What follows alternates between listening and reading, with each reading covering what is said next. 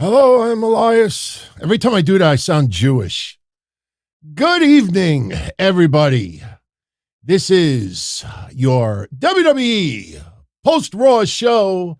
I am Don Tony, thanking you for joining me tonight. Come on, was it that hard to figure it out?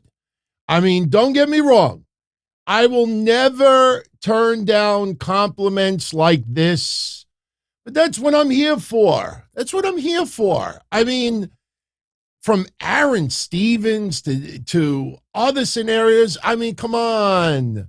We nailed it as Ronnie with this generous $100 spot, saying nailed it last week right down to Kevin Owens' meltdown. You could see that a mile away. But I tell you, WWE did a beautiful segment. We will break it down. And for those that don't know how they pulled that off, I will show you in a little bit. This gets kind of itchy. I know it doesn't normally glue, but when I saw that 100 spot came in, I had to put some electrical tape on there so it would stick for a little bit. How's everybody doing tonight? We just had, I would say, a pretty good episode of Raw. Look, I know this upsets some people, but listen, just to summarize everything we've talked about the last few days about Vince McMahon, this is the best way I could explain it right now. COVID is still around. We got variants upon variants upon variants. Just when you think that it's out of here, another variant shows up. It's annoying. You got to be very careful, but COVID is still here. We have $6 a gallon gasoline, in some areas $7 a gallon. And that doesn't just affect motor vehicles. It affects businesses, cabs, food, delivery, airline, every shipments. It affects everything across the board. We have inflation. We have the war in Ukraine still going on. We have out of control gun violence. We have civil unrest. You mean to tell me, as a pro wrestling fan, that I give that much of a shit that a 73-year-old executive had consensual sex with an employee? Would I ever do it? No. I would be flattered if someone in their 40s, when I'm 73, still finds me attractive, but I'm taken, and I would never do that. Vince McMahon is a pig. Vince McMahon is unfaithful. We don't know if they have an open marriage. It doesn't make it better, but he did not break any laws. If anything, he broke some big-time morals. But with all of this horrible shit going on in this world, I honestly don't give that much of a shit that a 73-year-old got laid. What bothers me about that whole thing, and take note of it, take note of those people that are over the top outspoken about this. What is absent on about 95% of those people's posts? They're so outraged about Vince McMahon having consensual sex with an employee, but they're nowhere near as upset that John Laurinaitis may have cheated on his wife, the Bella's mother, while she was battling brain cancer. How in the blue fuck can you be that outraged at Vince McMahon, but yet say one tiny peep about Johnny Ace and banging people while his wife is battling brain cancer? See, the good thing about Twitter and Facebook and others is you cannot backdate posts. You could Photoshop, you could try to tweak things around, but you can't backdate. And all of those people, the last 3-4 days that this stuff was going on, they can't go back in time and add a tweet about Johnny Ace. Not talking about everybody, but the fact that that guy could have done that, to me, morally, that is 100 times worse than Vince McMahon. Vince McMahon, 73 years old, At his final days, he's not terminal, but his final days on this earth, he's at the last chapter, still being able to do it, still wanting to do it. Again, the circumstances surrounding it, I wouldn't have done it. But at 73 years old, man, I hope I still have that drive. Seriously. Even if I'm in my room and I just want to play pocket pool, at minimum, I hope I want to play pocket pool. I hope there's a callus on my thumb at 73 years old. Do you really give that much of a shit about it? And you know what upset me more than anything? And I said it tonight. I will not apologize. I respect anybody's opinion about Vince McMahon in this situation. I respect everybody who criticizes it. I respect everybody who doesn't care about it all that much. And guess what, everybody? I have no problem when fans cheer like that for Vince McMahon, who came out tonight on Raw. Oh, on Friday, when we saw it on SmackDown, I joked on the watch party. I tweeted about it. I talked about it on Saturday and Sunday, and even today, WWE put Vince on Raw. For the people that are over the top, angry, livid about this, and they do it because they just hate Vince and they hate WWE, but have no issues with Johnny A. Oh, I had no idea. Put him on TV. Put him on TV. What that guy has done for me as a wrestling fan for 40 years, yeah, it's fucked up. I feel bad for Linda. I feel bad for that whole family. It's embarrassing.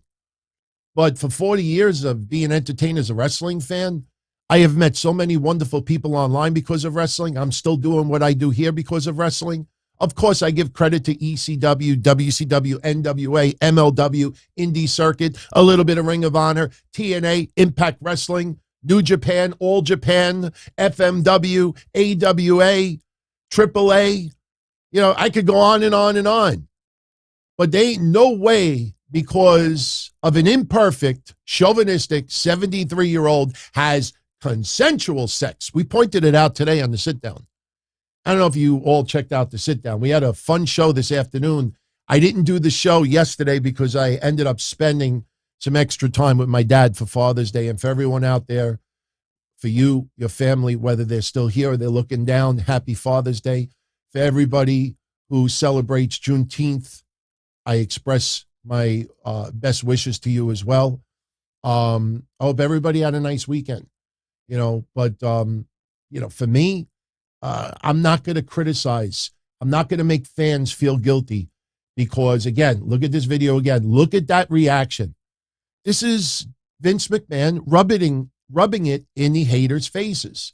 This is Vince McMahon, because he owns that company, wants to show the world that I am beloved. Vince McMahon has an ego. There's a lot of reasons why he's doing this. All right. It's going to piss off a lot of people.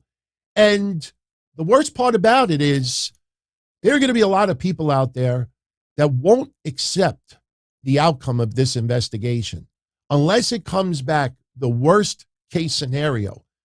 They're not going to accept it. Understand, there's more than one outside investigation firms that are investigating this. And already people are saying, oh, he's got power, he's bribing people to say, they're already preparing for the worst.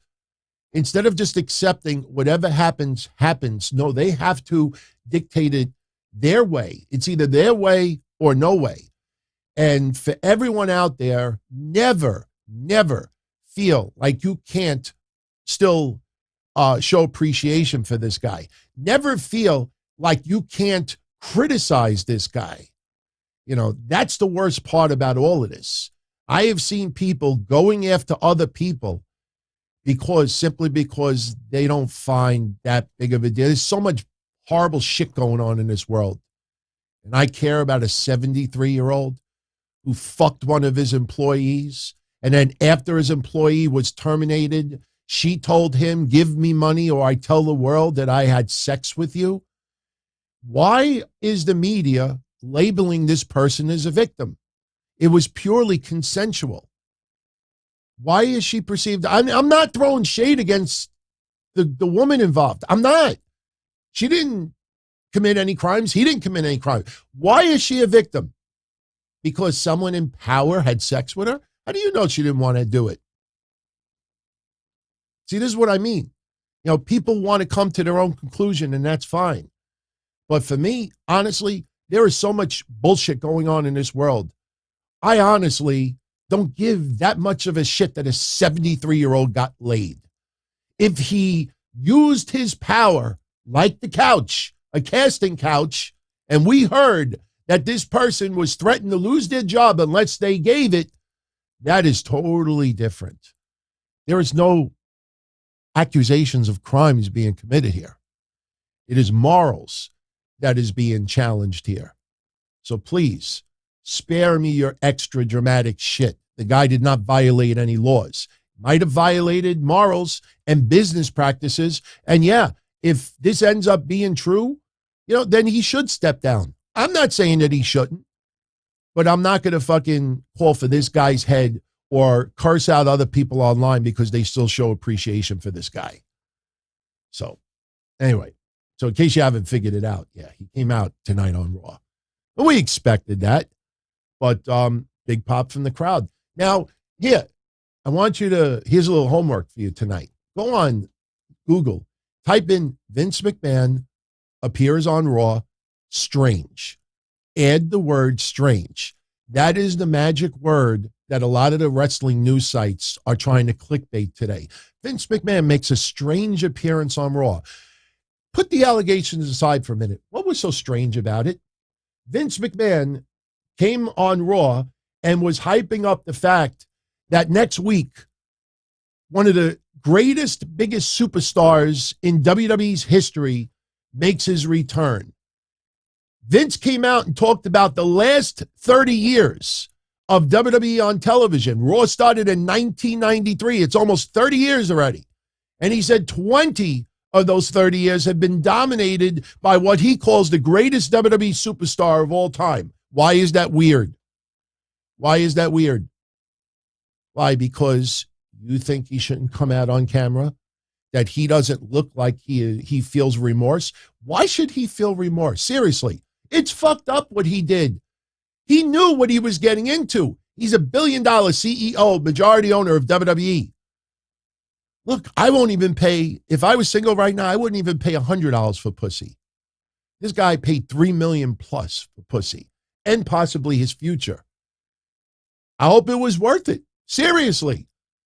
But him coming out to plug Cena next week is strange. Why is it strange? Please, somebody tell me why that's strange. So stupid, man. So stupid. I will criticize WWE about something tonight. We talked about the other referees passing over the weekend.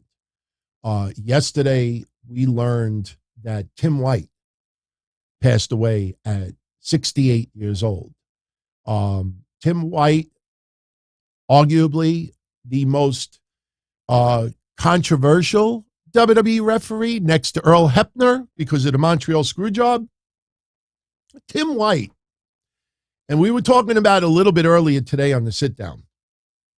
Tim White, very, very unique person as far as the camera goes. Somebody said it in our chat room earlier today. The first thing I thought about when Tim White passed is, I hope Andre the Giant was at the pearly gates welcoming him in. Tim, where you been? Give me a drink. He beloved Andre the Giant. He was Andre the Giant's caretaker. Andre's latter years. They loved each other so much. And Tim White was very, very beloved in WWE. What they did on TV, which we will get into in a moment, was still, for me, the second most disturbing WWE moment of all time next to Katie Vick. But Tim White, behind the scenes, you look at people's social media posts from John Cena to Big E to Stephanie McMahon to wrestlers that are in AEW right now. They all have nothing but amazing love and memories of Tim White. That's how beloved this man was. Now, I do find it a little bit messed up that WWE did not pay respects to Dave Hebner. Yes, The Hebners were accused many, many years ago of fraud with the merchandise, and we know that whole story. We talked about it on Saturday.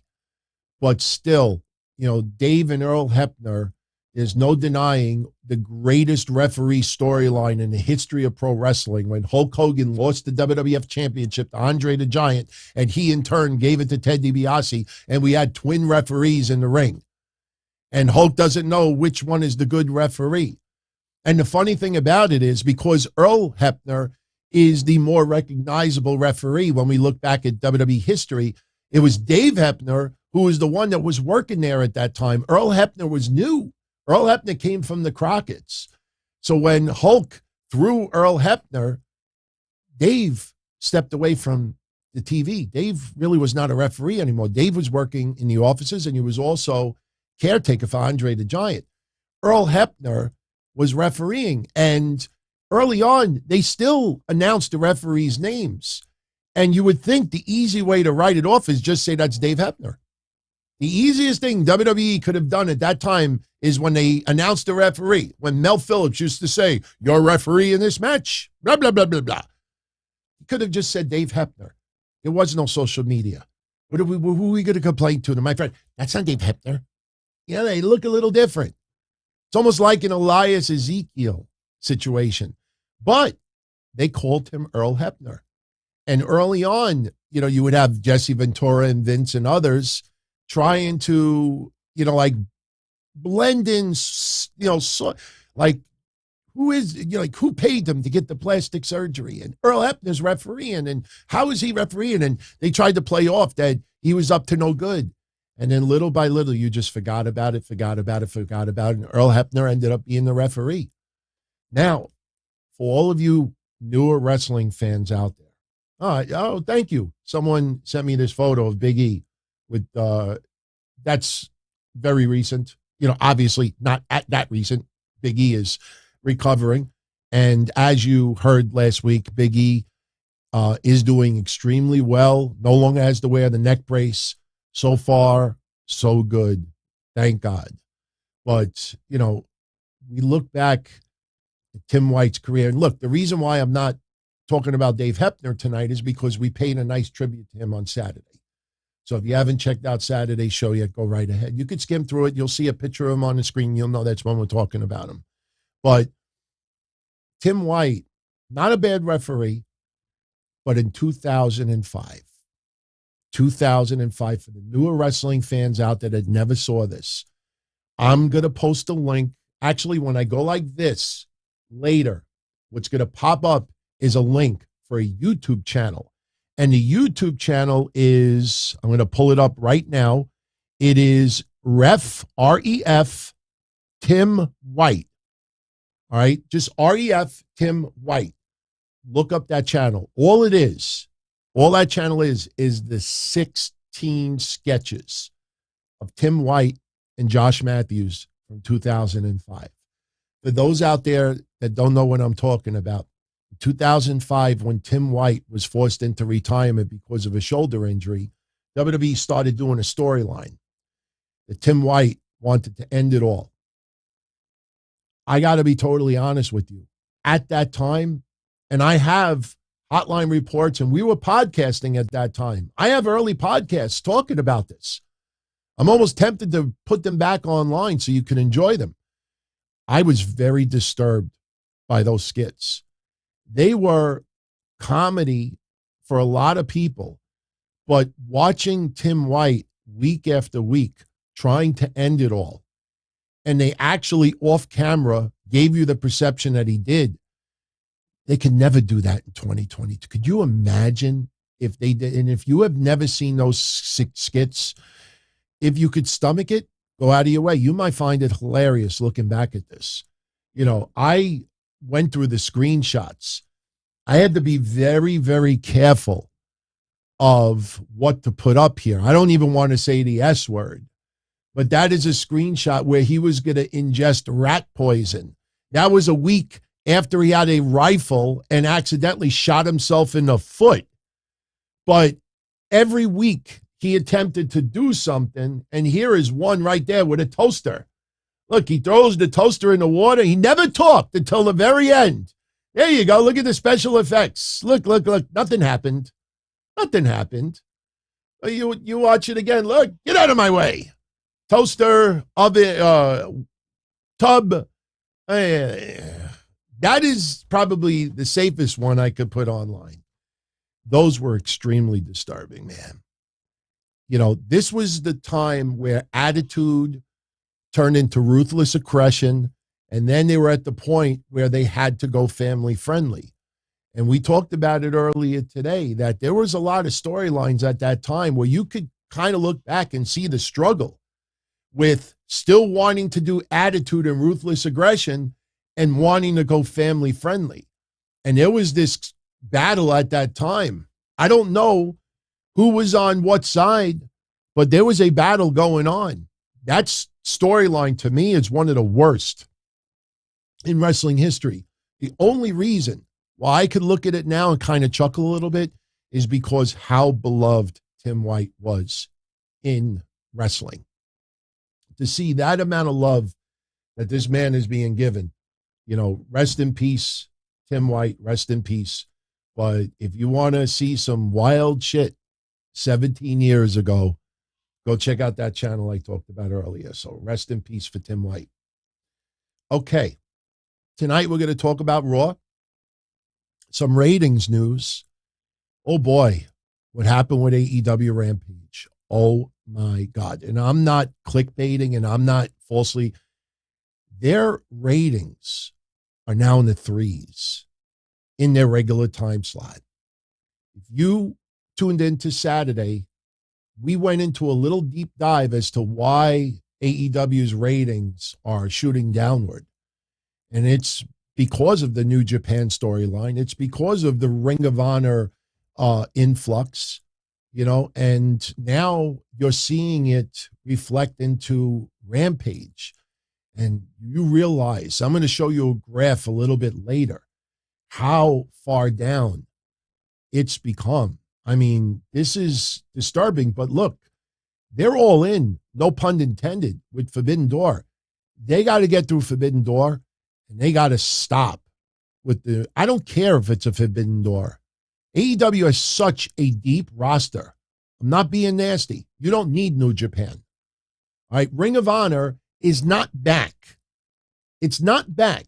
You show me all these belts. I don't give a shit. It's not back. And they keep doing this and forcing it and forcing it. Ring of Honor, Ring of Honor, Ring of Honor, Ring of Honor. No, show me that AEW, its attitude, what made it unique, what made it feel different.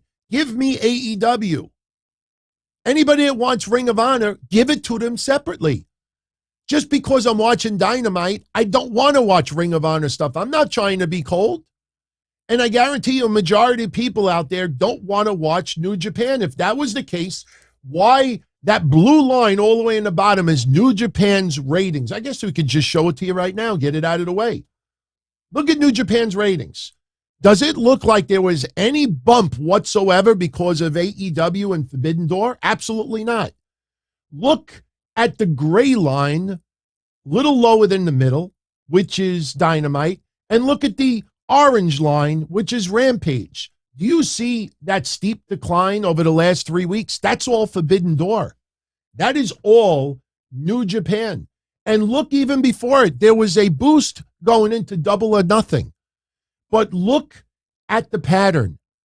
Once Ring of Honor started floating on this TV and being shoved down our throats, everything is a decline. The only time that they have had a nice steady increase was the 3 weeks leading into Double or Nothing. You see that pattern, and that is horrendous. AEW Rampage this week did 331,000 viewers, with the exception of that one day that they started at 5:30 in the afternoon. That is the lowest rating in the history of Rampage. Dynamite was down over 20%. Rampage was down over 30%. You can't blame hockey. You can't blame a shooting. You can't blame politics. You can't blame a natural disaster. You can't blame playoffs. When do people turn around and start being a little bit honest and say, look, you know, Yeah, you want to bring Ring of Honor back? Just because you have this hardcore love for it, there's a reason why Ring of Honor only drew hundreds of fans for years and years and years. Adam Cole was in Ring of Honor not too long ago, 4, 5, 6 years ago. Well, 7 years ago. Hangman Page was in Ring of Honor. Kyle O'Reilly was in Ring of Honor. I know CM Punk and others, we're just talking about over the last 10 years. A lot of the wrestlers you see on TV right now were in Ring of Honor at the time, yet they still only drew hundreds of people. So this obsession that Tony Khan has for New Japan, and like I said, his priorities, to sum it up, are wrong. His priorities should be, you please your regular fans first, you please the casual wrestling fans second, you please your niche fans third, because your niche fans is the smallest group of people, and you please yourself last. What you have been seeing on TV since the Ring of Honor purchase is Tony Khan pleasing himself first, pleasing niche fans second, because he feels that AEW fans, if they love AEW, they got to love New Japan. They got to love Ring of Honor. You please the casual fans third, and you see where it's off track. Every time you see Tony Khan say, this was a fantasy match of mine, this is a dream match of mine, it's that, well, it's not for us. And people are like, make us feel like you're doing what we want, not what you like. That was one of the biggest turnoffs for Vince McMahon back in the day. I still remember that promo when Vince McMahon said, we know what the fans want before they even know what they want. The fuck is that? So, horrible numbers. As we called Saturday, not only did SmackDown score a monster rating, 2,290,000, which is up 306,000 from the week before, but hour 2, Riddle versus Roman Reigns hour, that's the number that put it that big. Vince McMahon making a 45-second appearance did not affect those ratings at all. If you do simple math, like we said on Saturday or Friday, you could have 10 million people tune into those first 60 seconds, 90 seconds of the show when Vince was out there. You divide that over a 2-hour period, that doesn't do anything.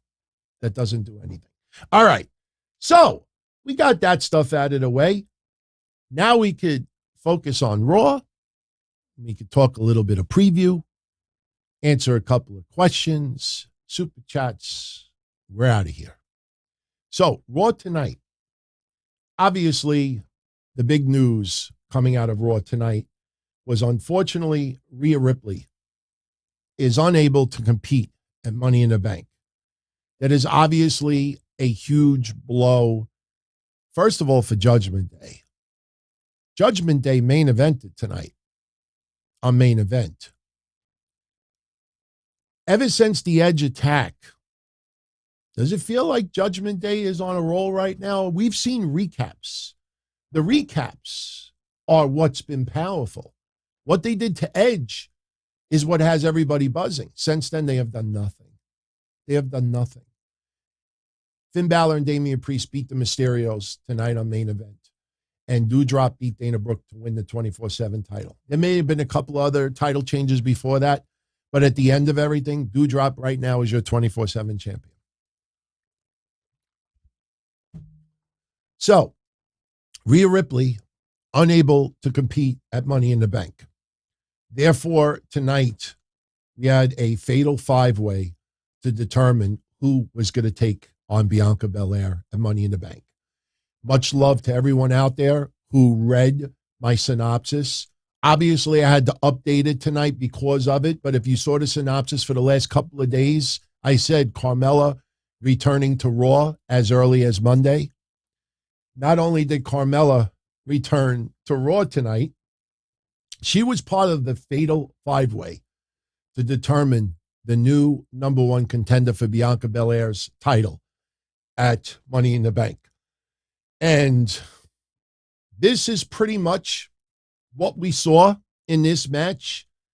Everybody really working their ass off. We got a "This is awesome" chant during this match tonight, even though if you really go back at that match, I think it was just more of the nonstop energy that was awesome. Nobody really shined tonight except for Liv Morgan and Carmella. Asuka and Becky Lynch did some, but they did far less than what you would have expected. And there's a reason behind that. Because advertised tonight was a Money in the Bank qualifier, and that was Asuka versus Becky Lynch. That match was still on the table. Despite the Rhea Ripley injury, despite Asuka and and Becky Lynch being in this fatal five-way, they were still advertised for the Money in the Bank qualifying match tonight. So if you knew that early on, you realized that Asuka and Becky Lynch were going to do double duty. So Becky did more than what I expected her to do. But before this even happened, it got a little odd at the beginning because Bianca Belair came out, cut a promo, acknowledged that Rhea Ripley cannot compete at Money in the Bank. But when Rhea is ready to return, Bianca is ready to take her on. And she mentions the five-way. Bianca is interrupted by Becky. Becky is interrupted by Asuka. Asuka and Becky are interrupted by Liv. Carmella interrupts them all. Alexa Bliss comes out, and they're all dissing each other. And while this is happening, Bianca Belair is center in the ring, and she's like, it almost felt like Mark Henry tonight. Enough of the talking. It's time for the main event. She's like, let's go. Let's get it on. Enough of the talking. Let's go. And we go to commercial, and she's doing this. She's doing this. And I'm watching Becky, and I'm like, why aren't you just knocking her on her ass? And everybody's looking at her, and she's doing this, and I'm getting a workout. And we go to commercial. I'm like, Bianca, why are you dancing? So anyway, she's sitting at ringside. She's watching this match, and it was a decent match. Carmella, like I said, Carmella looked great tonight. Listen, I know there's a lot of people that don't like Carmella. They don't like her in-ring work. I'm not a big fan of Carmella. Anybody that's a long-time listener or viewer knows that. But you have to give credit where credit is due. She is trying her hardest. And she's, I think, turning the corner. Will she ever be in the category of Bianca and Becky and Charlotte? And by the way, should expect Charlotte back very, very shortly. I forgot to mention that too. Because 2 weeks ago, we said because of Cody's injury, Brock Lesnar was on the fast track to return. And it happened. Same thing is going to happen with Charlotte, especially if Sasha Banks ends up gone. Now, again, until I hear it from Sasha or WWE or that fan that's supposedly close to them that suddenly has gone silent, till I hear it from them, keep saying it. Keep saying it. Let's find someone right now who's 95 years old and let's start reporting that, we hear that so-and-so is not in good health. He may pass soon. You keep saying that. Then when that person passes, see, told you. We don't know what's going to happen with Sasha. If Sasha ends up staying, which I hope she does, if Sasha ends up staying, what are people going to say? Oh, no, she was released before she was brought back. Because they know Sasha's not going to go on social media and say, you're a liar. You're full of shit. Vince, nobody's going to say anything. So people will just say what they want. And thank you, everybody who pointed it out to me. Some of these journalists who are trying to be race to be first about are now tagging Snoop. They're now tagging Snoop. Why? Because if it ends up being true, you think Snoop's going to be like, hey, my dog, you got it right, my dog. What are you going to do, get a free cameo from the guy? Why are you tagging Snoop? Unbelievable. Speaking of Snoop, I thought that was funny today. Riddle comes out and he cuts a promo and he's taking on Omos tonight, the Money in the Bank qualifier. And Riddle, once again, man, I'm telling you, I smell heel turn. I smell it. I remember when I said it a long time ago and people like, DT, you're nuts. I just tried to be against it. He's now wearing a Hey Randy shirt. He's now telling everyone that Randy is officially retired. You know that's not true. I mean, no, look, I would find it shocking if Riddle turned heel. Riddle is one of the most beloved wrestlers in WWE. maybe even more the reason why you turn him heel. Because at the end of the day, this is how I look at it, everyone, and I think you'll agree with me when I say this. Riddle is so over right now. He is over with Rover. I don't know if he could get any more over. But no matter how over Riddle is, you put Randy in that same ring, and Randy is over even more. The only thing that stops me in my tracks about Riddle turning heel is that Randy loves being a heel. He fucking loves it. So if you were to say to me, which one would turn heel? I would say Randy 1,000 times over. Riddle would be shocking. But Riddle's still bringing up Randy. This is an obsession. This is a little bit in the weird territory now. As some people said on Saturday, or even on the watch party on Friday. And by the way, we're going to draw a little prize in a little bit from Friday's watch parties. We got an awesome prize tonight. Oh, I wish everybody would have shown up Friday. But even Friday, when he cut his promo on SmackDown, people were like, did Randy die? It sounds like a funeral. And Riddle, once again, talking about he's going to get revenge. And this time he brings up Seth, which makes me wonder if Seth and Riddle are going to have a feud down the line. I don't know. But MVP comes out, and MVP is like, I don't know if you've been hanging out with Wiz Khalifa or Snoop Dogg, because they're the only two guys I know that have that kind of stash. And they're joking about being high and all this stuff. And Riddle says the only time I'm going to be high is when they lift my hand high when I beat Omos tonight. And it was a fun promo exchange. But it was a little bit odd. It was just very, very odd. Now, Riddle did tease a little loophole, because I know you were all thinking what I was thinking. Wait a minute. Riddle just lost a match where he can't face Roman anymore. But if he wins the briefcase, how is that going to work? Yeah, see, WWE, you would think, didn't think that out all that well. Well, it didn't matter, because tonight we did have Omos beating Riddle. And I will say a little bit uneventfully, in my opinion. A little bit uneventful. And to direct attention away from that quickly, before you can even say, Omos, Money in the Bank, Seth Rollins comes out and hits Riddle with the curb stomp. So who knows? We may see Seth Rollins and Riddle ultimately going at it. Omos being in Money in the Bank is very, very interesting.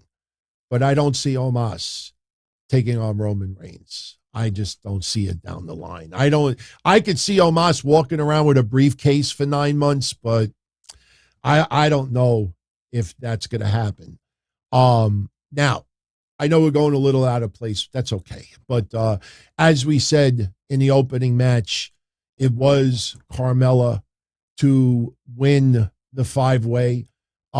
Basically what happened towards the end of that match, we got a manhandle slam by Becky Lynch on Liv Morgan, but Asuka pulls Becky Lynch out of the ring.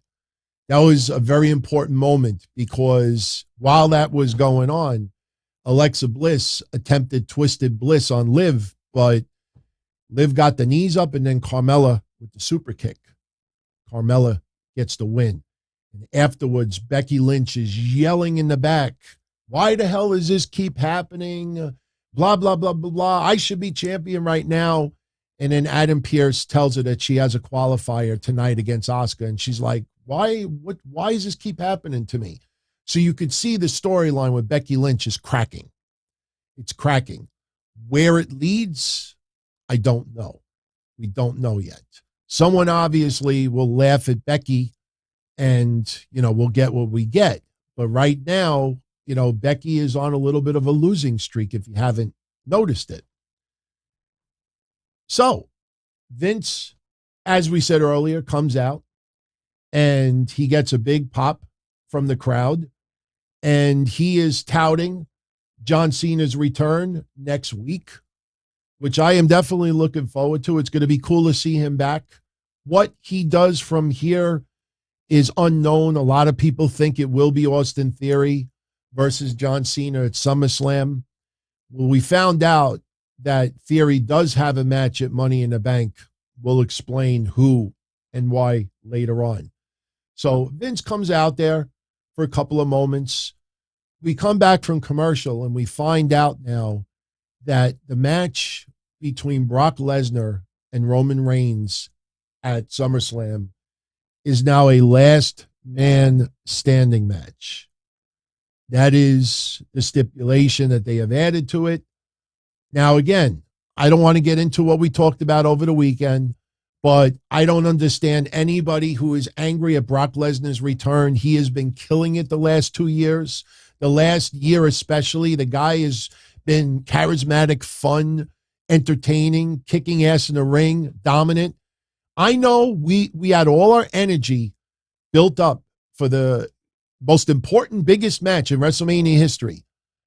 And we're tired. We're drained, might be the better word. We're drained from that feud. But Brock never got his rematch.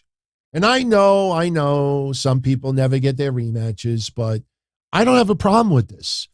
Because you know as well as I do, anybody else, except for maybe Seth Rollins, whoever would have been advertised against Roman Reigns at SummerSlam, I guarantee you would have a large group of noise online that would say, oh, look at the fucked up roster. I mean, maybe Bobby Lashley to a certain extent would be an exception, but if it would have been Sami Zayn or someone else, people would have said, wow, look how far down the title has become.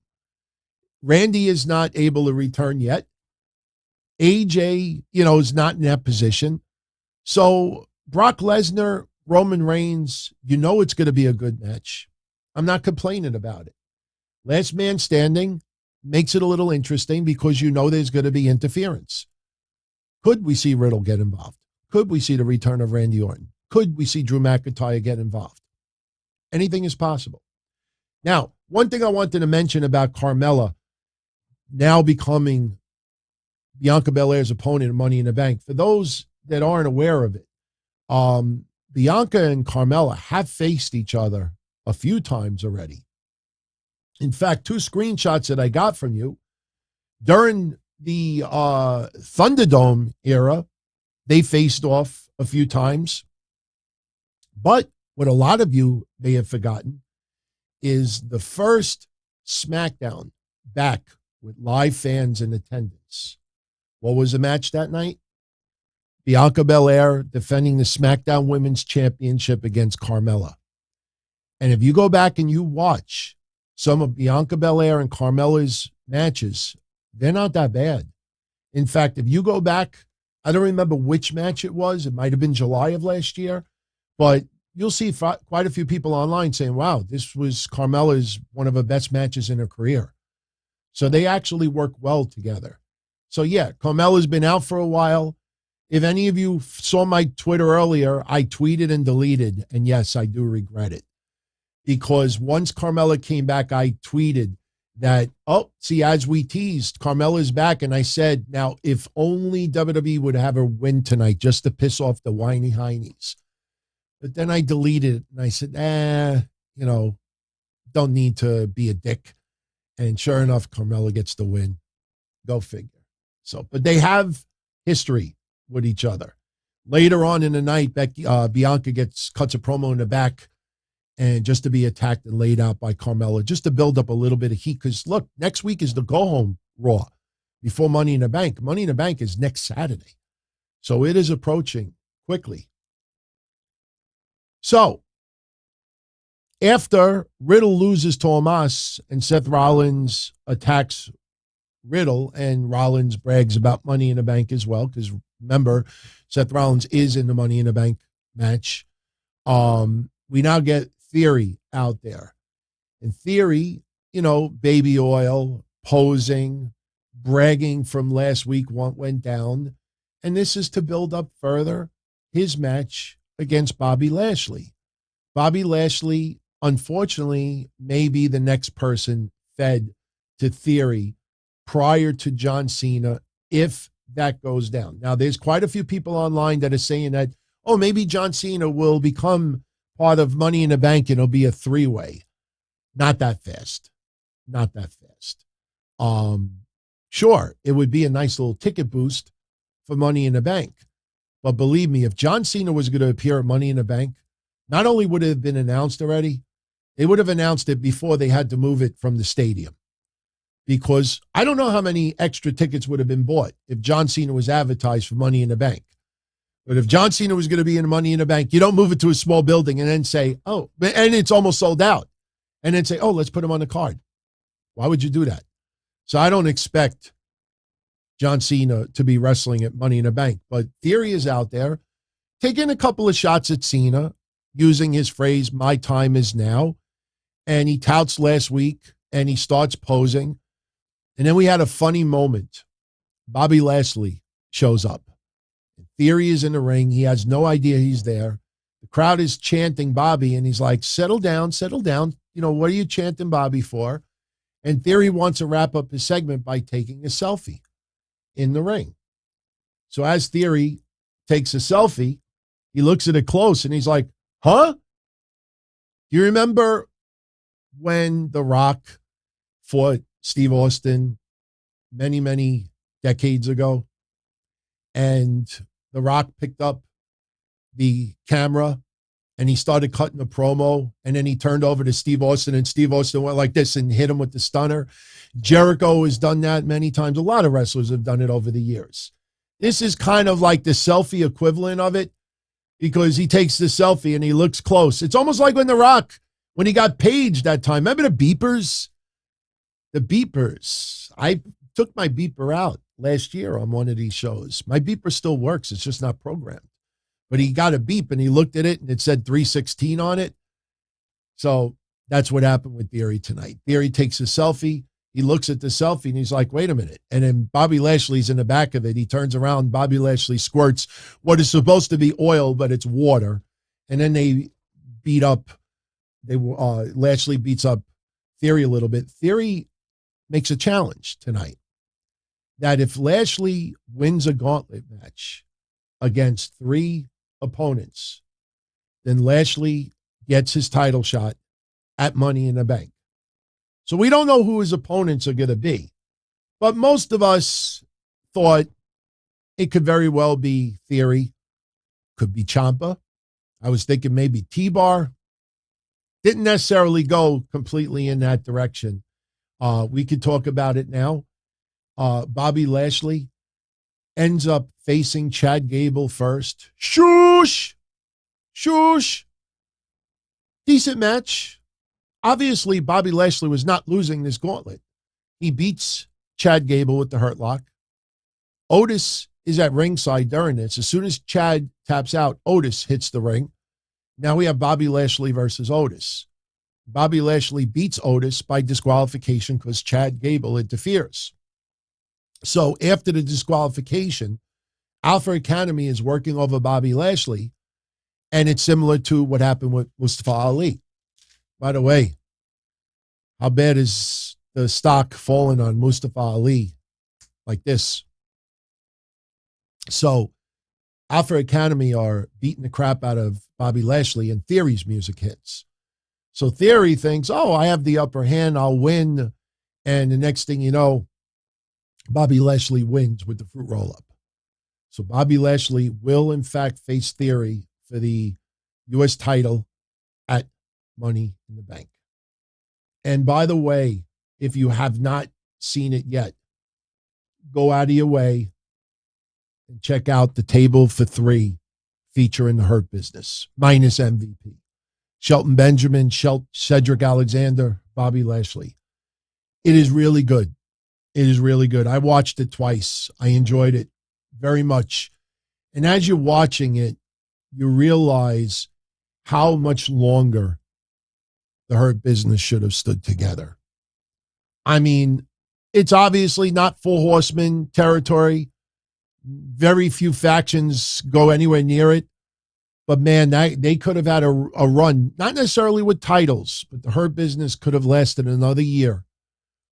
And yeah, most of their run was during the Thunderdome era. I don't understand why WWE was so insistent on changing that once they went back to live crowds. But that Table for Three was excellent. Go out of your way to see it. So now we get the Usos, the Street Profits, they're exchanging insults. We end up getting a match. Angelo Dawkins beat Jey Uso. Just to give a little bit more cred, because the Street Profits will be taking on the Usos for the Undisputed Tag Team Championships. Obviously, the Street Profits are not going to take those titles. Doesn't feel like it's going to happen. You know, people are still thinking about the residual effects of the Street Profits taking on Alpha Academy and RK Bro week after week after week after week after week. You know, that kind of screwed them up a little bit. This will get them back on track, but this is basically where that's leading up. So, before we get to the good stuff, I am skipping over something. We had AJ Styles on Miz TV. Basically, Miz's balls were the topic of conversation. Again, now the term everybody's going with is popcorn balls. Yes, it's at the 10 o'clock hour, which is why they go a little bit balls heavy in the promo. Ultimately, this leads to some physicality with AJ Styles and Miz. Ciampa comes out, and look, you all know I am a big fan of Ciampa's. Love this stuff in NXT. I am very concerned about his WWE future. It just feels flat. It just feels no direction. He just coming out there and attacking people at random for no real explanation whatsoever. Had a great match with AJ Styles while it lasted, but in the end, AJ Styles got the win. After the match is over, Miz tries to attack AJ Styles just to end up eating a Styles clash. We may be getting Miz versus AJ Styles, either Money in the Bank or SummerSlam. You know, not everything that's going on right now is going to lead to Money in the Bank, because we do have quite a few matches already. We'll get into the updated card in a few moments. Veer, interviewed by Kevin Patrick on the Oakland stage. You know, we got to come up with a different name, but with Mean Gene's name on. Maybe Mean Gene Way. You know, but, you know, the backstage where Mean Gene Oakland used to always do the elevated part. I love that. I love that spot. But Kevin Patrick interviews Veer, and Veer's getting the what chance. What I did to Mysterio is the beginning. What? WWE has never seen hunger like mine. What? Never seen it like before. What? I love carnage. What? I can't be stopped. What? Fear, Veer. That will be on a shirt. Veer, Fear, Veer. He emphasized it. They went to his music right after. The Mysterios obviously were on Main Event, like I said earlier, so they would not appear tonight. And blah, blah, blah, blah, blah. So that leaves us with just the Main Event and the concert. And again, very, very, very kind of you for that, Ronnie. I appreciate that. You know, I want to make it clear on these shows that anything that we talk about, any ideas, and that's what I'm here for. You know, we try to look at things reasonably, not exaggerate for clickbait or attention. There was never a chance that Aaron Stevens, Damian Sandow was going to appear. You know, obviously he doesn't sound like Elias, wouldn't sing like Elias, wouldn't do anything. Now, if anybody out there that doesn't know how this was done, it's actually a lot easier than you think. Now, I'm going to show you a couple of things, because we were being teased the Elias concert today. And first, before Elias comes out, we get a backstage segment. They are in a room. Pay attention when I show you a picture.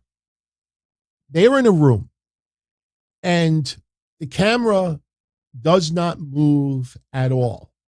The lighting does not move at all. There can't even be windows visible. They put the backdrop for the sole reason of splicing two videos together. There's a lot of people online who are very, very creative that they will do YouTube videos and they will film themselves in a room and then they'll dress up and then film themselves on the other side of the room and splice the two sides together. That is why, if you look at it, the center of the couch is exactly in the center. Exactly in the center, how it's positioned. Now, I know what some people are going to say. No, Don Tony, look at where Elias is sitting. The couch is a little bit more to the side. It's how the camera is positioned. Everything needs to be right in the center. So for those on audio only that didn't see Raw, Elias is on one side of the couch. His knee moves into the middle cushion. There's 3 cushions on this couch. You have the left side where Ezekiel was sitting. You have the middle, and you have the right side where Elias was sitting. Now, their knees are overlapping to the middle of the couch, but they never cross it. If you go back and watch when Ezekiel sits down on that couch, Elias is already sitting. When you go back and you watch Ezekiel sit down, you will not see the right side of that middle cushion move because it is perfectly spliced together. Perfectly spliced together. And what they did, you could think back to 3 Faces of Foley, which is, that was excellent too, but that was a little bit easier because there was no backdrops. But this was beautiful. This was beautiful. This was all pre-recorded. In fact, Kevin Owens in the back selling that he got attacked by Elias, that was pre-recorded earlier in the day. When he saw Ezekiel in the back and had the meltdown, that's exactly what we talked about last week. So we get first the segment in the back, Ezekiel talking to Elias. Elias is happy to be back. He's just stopping through. So this is just a one-time appearance, and he's really happy, to perform for the crowd. So Ezekiel gets up and walks away after a little bit. And they did a fabulous job. They glued the beard, exactly like we said. They gave him the wig. They gave him the headband so you wouldn't see where the wig ended. It's extensions, really hair extensions. If you look closely, the top of the hair was a little bit different in color. You're not going to dye hair extensions. You'll fuck it up. You have to be really, really careful with that stuff. But they did it perfect. And like I said on Saturday, WWE, the first day that they came up with the Ezekiel storyline, they had costume companies creating a wig, a beard for Ezekiel. So when they want to do an Elias storyline mixed in, all they got to do is glue it to his face, and he puts on the extensions, and there you go. That's Elias. So this was something that they had for a while, and it looked great. It looked absolutely great. I mean, I saw online, even the biggest dejectors were saying this was a great segment. Elias is in the ring. Elias is performing his concert. Looks perfect. They did a fabulous job with the beard. They did a great job with the hair. And Kevin Owens comes out. And when Kevin Owens comes out, Kevin Owens is pissed. You're not going to fool me. And if you listen closely to what Kevin Owens said, he pretty much said everything that they did. Kevin Owens even said, this is movie magic of what we saw earlier with them in the same room. He said that you glued a beard on your face. So he takes Elias's guitar and he throws it down the rampway. Now, there were a couple of other guitars in the corner, in the ring. That was there for a reason. So after Kevin Owens throws the guitar down the rampway, exactly what we said last week was going to happen. Ezekiel is on the Titantron. Elias is in the ring. Kevin Owens has got his look on his face like, what the fuck is going on right now? Ezekiel is like, you see, there's my brother in the ring. Here I am now. And they're playing off that Ezekiel is live. But that's a pre-recorded segment, obviously. So what ends up happening, Kevin Owens tries to attack Elias. Elias hits him with the high knee. Elias grabs a guitar in the corner, bashes it over to Kevin Owens' head, and segment over. We then see the camera in the back with Kevin Owens. And Kevin Patrick is interviewing Kevin Owens. Now, as I said, that segment was recorded earlier in the day because at this moment, Elias is still in the ring. So Kevin Owens is in the back and he's like, next week, I don't care who's in the ring. I'm challenging him to a match. I don't care if it's Elias. I don't care if it's Ezekiel. I don't care if it's their younger brother, Elrod. I want one of them in the ring next week. And what happens? Ezekiel shows up. And if you look at Kevin Owens, look, I can't put a longer segment because then we'll get hit with copyright. But you see him? Look, Kevin Owens. Look at Kevin Owens' face right at the beginning. You see his reaction. Because Elias is still in the ring. Ezekiel is in front of his face. So Ezekiel accepts the match. He walks away, and Kevin Owens has the meltdown. Exactly what we said last week. The meltdown. He's losing it. He's losing it. And everybody loved that segment. It was really well done.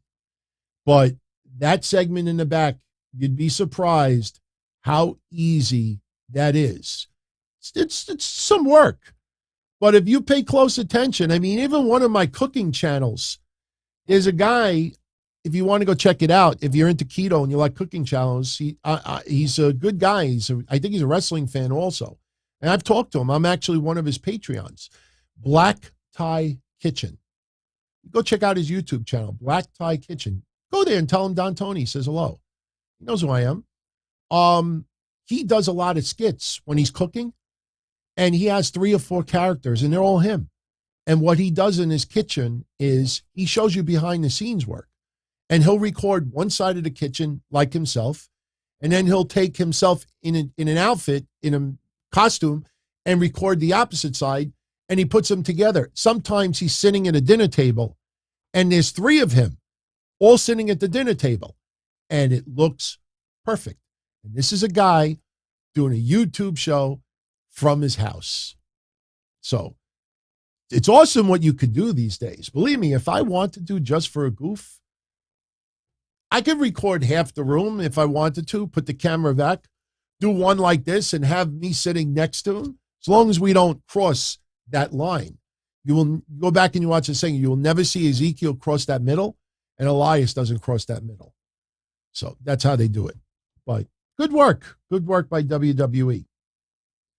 And in the main event tonight, we had Asuka beating Becky Lynch. Fun match. Nothing really out of the ordinary. You know, Becky losing in the end just has her snap even further. Now, Becky Lynch is featured on the Money in the Bank poster. So you think she's obviously got to have a match. Who does she have it with? Alexa Bliss? Liv Morgan? I don't know. But Becky Lynch not being on Money in the Bank is a big deal. Now, if Charlotte was not returning, I could see Becky Lynch showing up on SmackDown and maybe going at it with Ronda Rousey down the line. It could still happen. Why not? The Street Profits were Raw wrestlers, and sure, because the Usos are undisputed champions, they're on both brands. But we had the Street Profits show up on SmackDown before.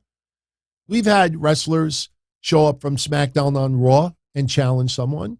You know, it wouldn't be that out of the ordinary. So who knows? But obviously, this is Becky Lynch's breaking point. Someone obviously has got to throw an insult to her or laugh or say something wrong, and she's got to snap and just beat the fuck out of them. Who that is, I don't know. I mean, a lot of people think that Bayley is about to return. I mean, that's possible. I don't know. But right now, Asuka advancing. Look, Asuka just took on Bianca Belair, the last pay-per-view. with Becky Lynch. I know a lot of you out there would love to see Asuka get another run. It's not happening anytime soon. I'm sure a lot of you would not even mind Asuka versus Bianca Belair. But it does not feel like it's going in that direction.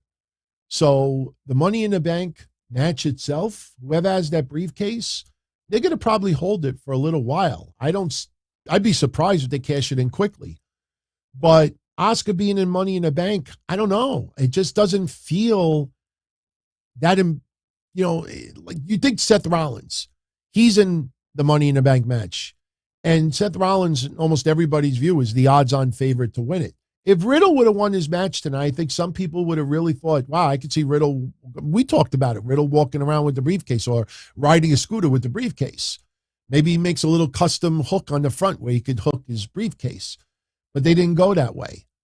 So, Asuka, I don't know. It doesn't feel as important as it should. But Asuka beats Becky Lynch tonight, so she goes on in the Money in the Bank match, joining Lacey Evans, Raquel Rodriguez. Who else is in it? Alexa Bliss, Liv Morgan. So, who is going to be going out of there? I mean, look, if Alexa Bliss wins the briefcase, I think Lily is bye-bye. I don't see her holding a doll and a briefcase. And no, I don't see her putting the doll inside the briefcase. I know a lot of people think that Liv Morgan might be the odds-on favorite. We don't know who else is in there. Look, for all we know, Charlotte could return and end up in the match. I'm not saying it's going to happen, but anything is possible. So I like this episode of Raw. Some of the matches were awfully predictable. You knew what was going to happen with Lashley, but the matches were fun. I don't think anything really stunk out the joint. And the opening match, under the circumstances with Rhea Ripley, I thought they did a pretty good job. So not bad. Not a bad night for Raw, to be honest with you. And look, if you look at Raw's rating last week, Raw did, what did they do last week? Or did I delete my ratings already? No, I have it right here. Raw did last week 1,000,007. So I don't expect a huge boost, and I don't expect a huge decline. Next week, John Cena will be back. So I think they will get very close to 2 million viewers next week. I think they very well could hit 2 million viewers. Look at SmackDown. SmackDown this week did 2,290,000. I mean, that is 376,000 more viewers. That's a lot of freaking people. Yeah, Roman Reigns was advertised, and yeah, against Riddle as well. But almost 400,000 viewers than the week before. That's more viewers than what Rampage had. So that was a nice boost. Now you got John Cena showing up, and it's the go-home Raw into Money in the Bank. So they got a little momentum going on right now. Now, speaking of Money in the Bank, the matches right now, as it stands, we have Bianca Belair versus Carmella for the Raw Women's Championship. We have Ronda Rousey versus Natalya for the SmackDown Women's Championship. The Money in the Bank match, the men's side, right now we have Seth Rollins, Sheamus, Drew McIntyre, Omos, and then we have next week Shinsuke Nakamura versus Sami Zayn. Winner of that match goes on. And then we have a couple of more participants that still need to be added. So we'll get some answers on Friday. On the women's side, we have Lacey Evans versus Alexa Bliss versus Liv Morgan versus Raquel Rodriguez versus Asuka. Next week, we have Aaliyah versus Shotzi Blackheart. The winner of that match, and I believe two more, they will go on to the Money in the Bank match. Then we have the Usos defending the undisputed WWE Tag Team Championships against the Street Profits. And Theory will be defending the United States Championship against Bobby Lashley. So, the Money in the Bank matches are the matches we're going to remember. I don't doubt that some of the other matches will be okay, but, all the focus is going to be on those Money in the Bank matches. We may get a little storyline or a little advancement with Roman Reigns and Brock Lesnar. I mean, that might, be a part of it. But Roman obviously is not going to be wrestling at Money in the Bank. I mean, anything could change, but it seems like it's not. So, Not bad. Not bad. Now, tomorrow on NXT, and if you've been paying attention to NXT, their numbers have been very, very consistent, extremely consistent. Last week, they were in the low sixes as far as numbers go. And yeah, look, I don't compare the two products, but I know there's people out there, NXT's drawing bigger numbers than Rampage. I said it last week. Rampage, I enjoy more than Dynamite. The last two Rampages I've enjoyed very much, better than Dynamite. But I don't like comparing the products. And I think also it's wrong to just laugh at somebody else's demise or decline. Obviously, AEW is having a serious problem right now.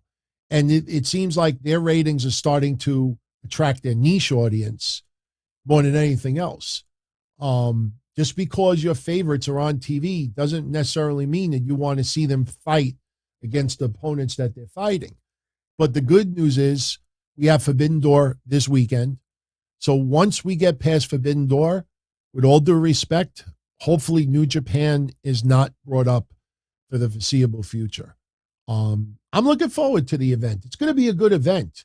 And this helps both products in the end because New Japan gets a little bit more exposure to American wrestling fans more than anything else.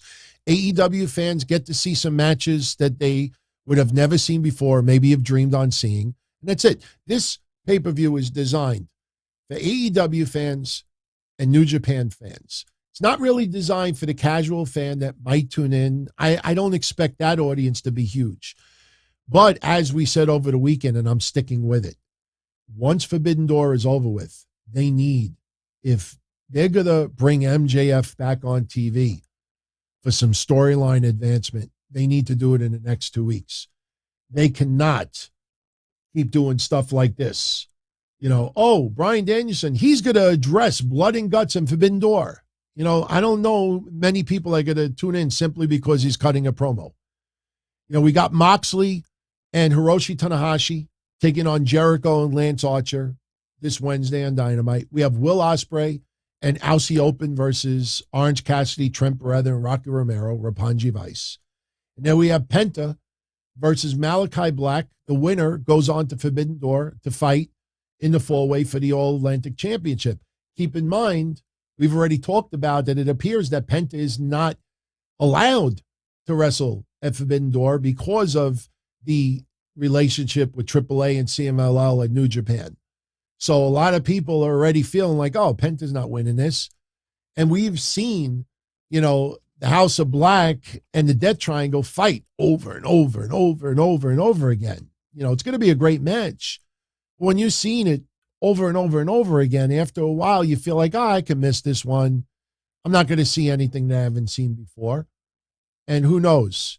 Because it seems like Malachi Black is going to go on to Forbidden Door, we might see some hocus-pocus stupid shit from Julie Hart.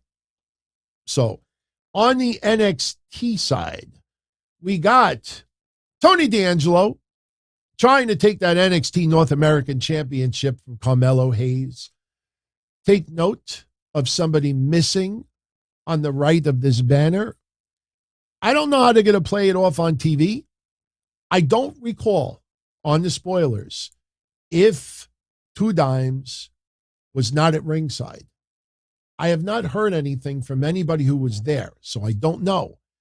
But it'd be very interesting if Two Dimes was pulled before this match even occurred at the tapings. Because remember, this was taped 2 weeks ago. So we will see what happens. But obviously, as we talked 2 weeks ago, I expect he's going to just disappear. And D'Angelo's going to think that Legado del Fantasma was behind it. And you remember my idea, he gets a jewelry box, opens it up. It's a pair of dimes. I know it sounds stupid, but this is NXT. They're not going to go gory on us. So Two Dimes is done. And you see the banner. Solo Sikoa will be taking on Grayson Waller. Alba Fire, the former Kaylee Ray, will be taking on Last Legend. And that's all it's advertised. But still, 3 solid matches for NXT. And give them props, man. 550 to 650 is their average. And I think that is a very, very acceptable number. I don't know what you do about Rampage other than what I've said all along. Move Rampage to 7 p.m. Eastern Friday nights. 7 p.m. Eastern. I know my West Coast friends do not like that idea, but as a lead-in to SmackDown, you will get more fans that may tune in a half an hour before SmackDown. Hey, let me check out this AEW main event tonight. You got fans excited. You got 2 million fans that tune into SmackDown on Fridays. You have the possibility of getting even half of them to tune in for a half an hour, 40 minutes, 15 minutes, whatever it is. Give them enough. The next week, they say, you know what, let me go check it out. They watch a little more. They watch a little more. Watch a little more. I'm telling you. AEW should seriously, if there's any way that TBS would do it, they should move it to 7 p.m. on Friday nights. I think their rating would be so much better. But there is no denying it. 331,000 viewers on their regular time slot is horrendous. Horrendous. And those people online could be covering it up and sugarcoating it and blaming it on everything else in their mother. Now you're starting to realize you're talking 400,000 fans, more than half no longer watching. Or, better yet, doing something else. Don't tell me, oh, it's nice out. It's warm. So people are going out. Now I see people focusing on commercial breaks. Oh, look at the dip because of the commercial break. Oh, boy. Okay. I think, we have a few more things. We have some questions. I'm going to spend some time with you with questions. We're only in an hour and 15 minutes. So we still have about 15 minutes of content. Now, tomorrow for the NXT watch party, and it would have helped if I put an image on the screen. Very, very cool. I want to share with you. Here it is. All right. I got these sent to me. These are the latest Cella Toys Atom Bomb Series 2 figures. They just arrived, and they are awesome in person. I want to thank Cella Toys, and I want to thank Brian Clark especially. And let me tell you something. I'm going to say it. I don't give a shit. It feels good when you get compliments.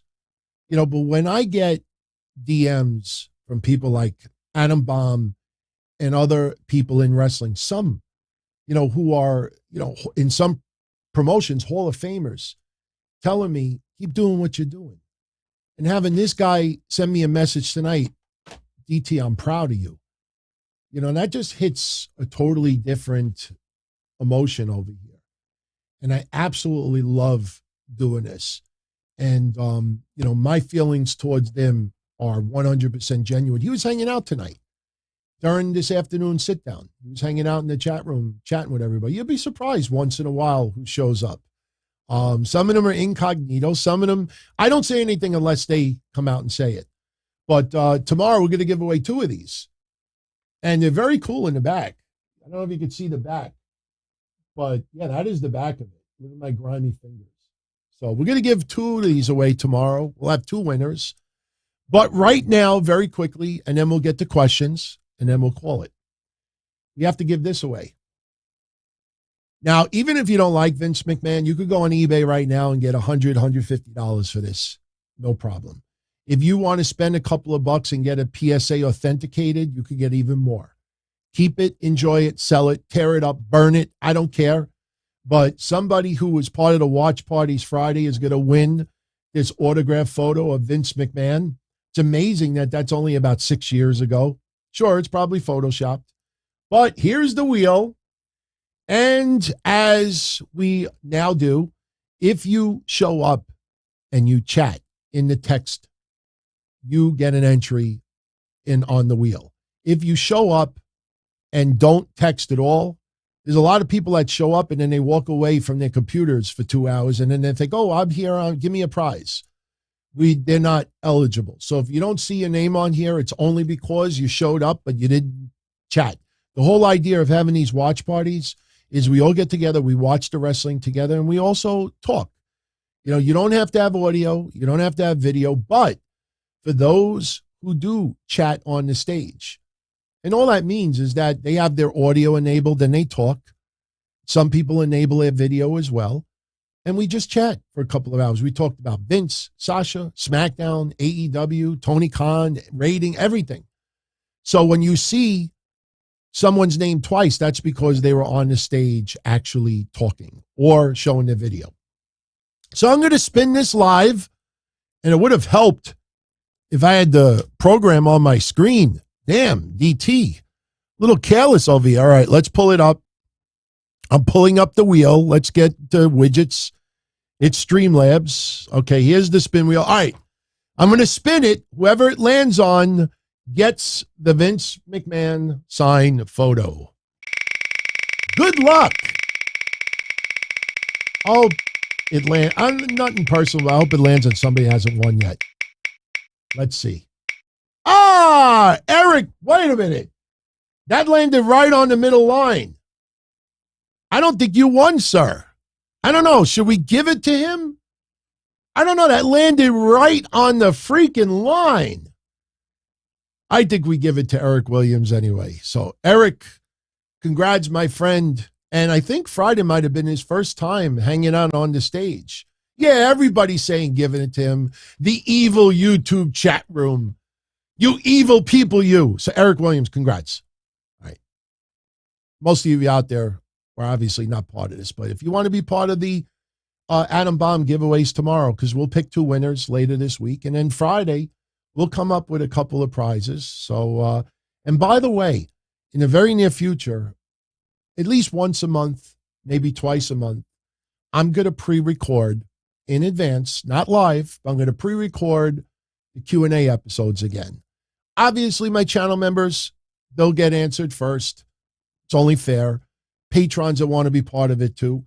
But if everyone out there wants to be part of it, and look, I have done email questions for 25 years, but I love how Jim Cornette does it with Brian Last.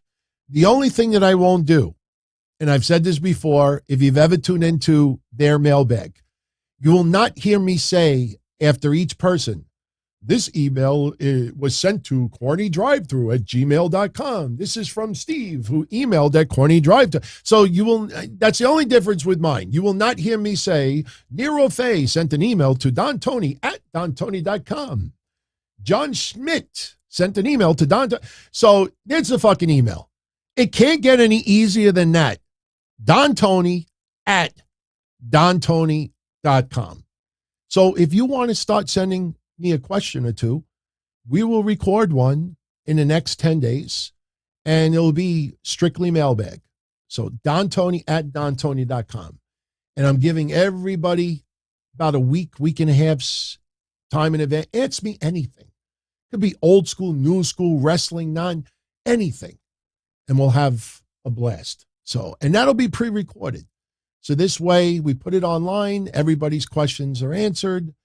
But in the meantime, let's answer a few others. Then let me just answer these super chats for a moment. Then I will go to the live chat room, and then I'll answer a few questions there, and then we'll call it. So NBA DeKali, am I a weirdo for watching wrestling again just because of Vince's scandal? No, not at all. Listen, I sound like the Acclaim. Listen. You notice why Max Caster does that, right? He's got to get the cadence when he hears the music. All right, listen. Acclaimed is in the house. You got to, and that's why he does it. He hears the beat, and he's trying to get the rhythm to the beat, and he's thinking of his head, and then that's how he does it. So, it's actually very, very talented, man. He's good, but. No, man. I'm just telling you straight out. As someone who doesn't cheat, I was never good looking enough to even be in that position. But even if I was, it's just not in me. I don't like cheating. I don't want to be cheated on myself. But there are people, my hat feels like it's fallen off. There are people who are in some very strange relationships. And as I said the other day, watching Linda McMahon and some of these storylines is just weird. Why would you, like, over dinner? All right, Linda, you're going to sit in a wheelchair, and I'm going to play tonsil hockey with Trish. And then you're going to look all this, like, drugged up and everything. And I'm going to just keep doing it. And don't worry, at the end, you're going to... See, I don't sound like him now. See, I can't have a... I could just go, you're fired. How do you sit over dinner and be like, yeah, that's a great idea? I mean, how does somebody come up, wow, you know, we want Eric Bischoff to, like, hit on you. We want him to grab your knobs, look at your tits and everything. And how'd she go along with that? I mean, for entertainment purposes? So there's a little, ever since back then, I used to say, that family's a little weird, man. I used to be very, very nasty on my shows. Very, very rude. And I used to say at that time that it wouldn't surprise me that Linda McMahon was sexually getting aroused at some of these storylines. I don't want to say it now because she's a grandma, she's a lot older and this and that, and I'm older myself. But, you know, I mean, let's not pretend here. That family, all of them are a little bit odd.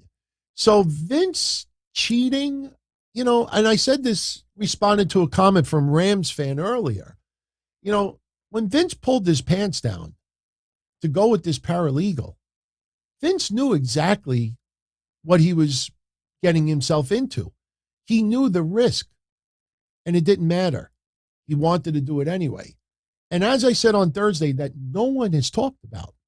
See the Jeff Hardy thing? Now, we don't have any updates right now, but, you know, when I said, where did he get the car? JD from New York was the only other person that I saw online that asked the question, where did he get the car? Everyone else they're afraid to reveal who it is. We're working on it. But my point is, you know, at the end of the day, with this situation, you know, Vince knew exactly what he was getting into. He took $3 million out of his bank account. You're saying to me that Linda doesn't have access to that bank account? Hey, honey, what's this? I bought a 24-karat gold house. You know, like, you don't even know. Linda might have known about this. Remember, this agreement was in January. You know what's interesting, and nobody's picked up on this? Remember the shirts that they put on sale, like this one and the $1 billion asshole? Those shirts were put on sale a week after this payout. I would not be surprised if we see a whole campaign about supporting Vince McMahon going forward. He's the majority owner. I mean, if these board of directors are like, wow, this guy's out of control. You know, they're like, he's condoning this and he's making people, it's going to be really interesting. But understand, if Vince starts this campaign to support Vince through this, and the stock does not plummet, it goes up, it goes down. Over the last month, I think, stock is up. Over the last week overall, it's up about 50 cents. You know, it went up, it went down. That's what happens. If the stock plummets, that's the investors saying, no, we don't like where this is going. The board of directors don't have any issue with it. You know, you got to take note of that. Me, as a guy, selfish, I would never cheat on my future wife. But I hope to God at 73 years old, I still want to do it. And let me tell you something. It would be very flattering if somebody tells me at 73 years old that I'm still attractive. You know, at 73, you know, I trust me, I'm sorry for sounding like an asshole, but there's a lot of you out there. There's a lot of guys watching this right now that deep down inside, if you turn 73, married, single, gay, straight, it doesn't matter, and somebody 30 years younger still finds you attractive, that's complimentary, that's arousing. And some of you out there may have done the same thing. I'm not saying that it's right or it's wrong, but again, no crimes were committed. So if this has you interested to watch again, no problem with it. No problem with it. Let's just not be selective with the outrage because people like people and they dislike other people. There's a lot of people in wrestling that have been awful as boyfriends, girlfriends, husbands, and wives over the years. Fucking awful. Just because they don't own $1 billion company doesn't mean cheating on your wife is any less bad. People are outraged with this because they hate Vince McMahon and hate WWE, and they feel this is their last shot to really get him. And where people are going to get it wrong, and I'm sorry if this is going to be repeated numerous times in the future, but it's a very important point. There's a lot of people out there that will not be patient and wait for the outcome, and they will try to steer it or force it in a direction that it's not. And they think because they say it 1,000 times that it has to be true. And that's where they're going to screw up royally. So, Daniel, Roman Reigns versus Vince McMahon, winner takes WWE. Vince cannot do anything. Look back at the WrestleMania match now. Him and Pat McAfee. That payout was done. The agreement was done. That guy had put himself in the match anyway. Is this his goodbye? Is this Vince's swan song? He had the match. He's coming out there. He's taking in the pops. He's giving some inspirational messages here and there. He's saying, fuck you to the haters. He's showing everybody out there that I'm still the boss. Is this Vince like, look, if I'm going to be removed a month from now, 3 months from now, a year from now, I'm going to have some fun going out.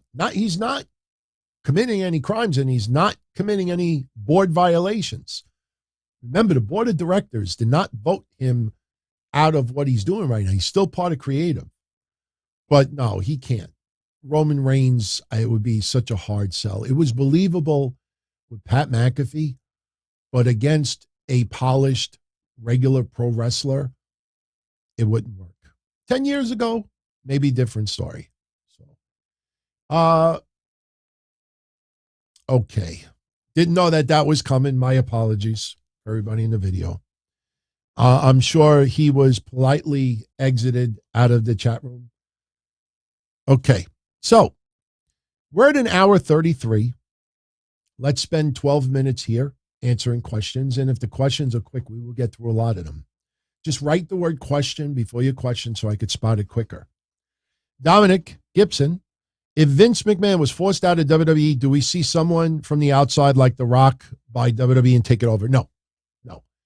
Vince McMahon can be removed as part of board of directors, but Vince McMahon still owns 51% of the stock. They can't force him to sell his stock, which is pretty wild when you think about it. And remember, there's 12 members on the board. We have Vince, Stephanie, and Triple H, and Nick Khan. It represents 1/3. I don't know if you need 75% of the board in order to, vote no confidence. I don't know. I don't have an executive board of directors for my businesses. But if it's 75%, keep in mind that Vince, Stephanie, Triple H, and Nick Khan represent 25% right there. That means you would have to have every single person on the board of directors to vote against Vince. And if you examine some of these people closely, that's why I'm a little concerned online, because you're going to start seeing people out there trying to dox and pressure some of these board of directors, and they're involved with other businesses. Some of the members on the board, you look at their resumes, there's still bigwigs in other corporations out there. You're going to see people, if that person doesn't vote down for Vince, this person should not buy, nobody should buy this person's product anymore. You'll see whack jobs out there doing that. So, no, I don't see him, someone else going out there and taking it over. They wouldn't have that kind of money. I don't see it. I don't see it. FMK from VJ. Sure you know what that means. Marry, kill. Linda McMahon, Mae Young, or Moolah. Well, if I could choose at particular ages, Mae Young was a hottie in her younger years. I would put Mae Young at the top of the list that I would probably marry. I probably would marry Mae Young if I got Mae Young like in her very young years, 20s, 30s. As far as sleeping with either Linda or Moolah, Moolah, because I watched a lot of her latter years and just that red lipstick, it was a little scary. Even if I saw Moolah at 20, I just could not. It's just like, you know how you could explain it? Please, Mick Foley, please don't be mad at me. I adore Mick Foley. And I'm saying this more as a comedic thing than anything else. If Noelle Foley was in front of me right now, she's single, I'm single, we like each other, or she likes me, I find, and she wanted to get intimate, I could never. Because I'm looking at her, I'm like, that's Mick Foley's daughter. Like you see that person's face. And, just some famous people, like you see them, and I don't know if anybody knows what I'm talking about. I don't think I could. So I would sleep with Linda in her early years. Moolah, sorry, but Moolah, you'd have to go. You'd have to go. Roderick Howard, giving all the absences and lighter schedules within the main roster. Randy, Cody, Sasha, Naomi. Who would I call up from NXT today? Io Shirai. I would call up Io Shirai. I would consider, believe it or not, I know a lot of people are going to hate me for this. I said this a couple of weeks ago. Put Pretty Deadly in Maximum Male Models. I think Pretty Deadly on the main roster would get on. It's almost like the male version of the Iconics. I'm not saying that they would scream or anything like that. To me, they just look like if Jeff Hardy and Matt Hardy from the 90s slept with Wham. It's just like that would be the love child. I think Pretty Deadly on the main roster would be really, really interesting. I would like to see Pretty Deadly on the main roster. Carmelo Hayes, Braun Breaker, Joe Gacy, and a few others. Let them stay in NXT for another 6 months to a year. No rush. You bring them up right now, they get lost in the shuffle. That's where I would go with. All right. We still got about 6-7 minutes. Let's answer a few more. Props to everybody who is hanging out tonight. I know it's a little late. My God, it's 12:45 over here. Tomorrow I go see the doctor about either getting surgery, the radiation seed, or chemo. So tomorrow I will definitely make sure to record a couple of seconds while I'm there so people don't see I'm making this shit up, or, we'll see what happens. So, or maybe I can hold off a year. So we'll see. Tomorrow's a big day. So just letting everybody know. Mike from New York, will the Attitude Era ever be back or more edgy program? Basically, AJ Styles and The Miz talking about balls at the 10 o'clock hour is probably as close as you're going to get right now. It's a publicly traded company. The only way you would see any more consistent adult entertainment or more TV 14, that's the better way to put it, is if it reflected society. The advertisers and the investors are the number one people that would have to accept it. Just think about the outrage when they got the TV 14 rating because of the storyline they did with Retribution. That one night that they were on Fox. Fox is like, oh, yeah, you want to put this on? No problem. TV 14. You never saw Retribution on SmackDown again. So the investors would have to approve it. Stockholders would have to approve it. And it would have to reflect society. Without that, no way that they're going to turn TV 14. No. I prefer to say TV 14 than Attitude Era, because Attitude Era, I think at this day and age, some of it might be considered NC-17. All right. Thank you, everybody, for the kind words. I don't say that stuff, to try to get sympathy, post, or anything like that. it's just in case something happens, I want everybody to be aware of it. So that's the only reason why I'm telling everybody. Rather be a little bit straight up about it.